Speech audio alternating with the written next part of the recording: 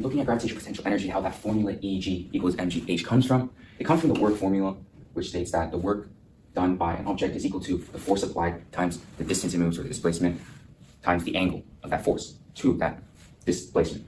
So in terms of roller coaster problems, this angle is usually just going to be 0, so the entire thing will equal to 1. So we get W now is equal to F delta D. Then we know that the force applied in terms of gravitational potential energy would be mg. It's the mass times the acceleration due to gravity. So we can sub that in, and displacement, or the change in distance, is in this case just the height, change in height.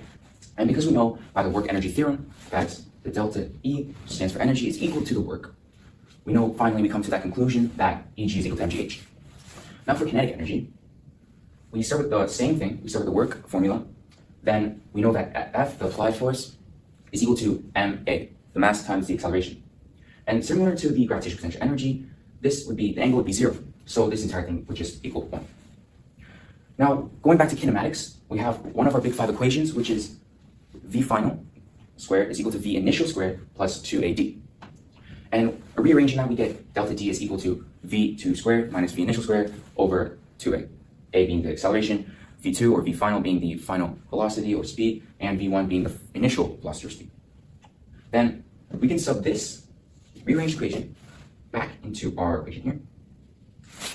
And we know, similar to the gravitational potential energy, that our delta E, or change in energy, is equal to work.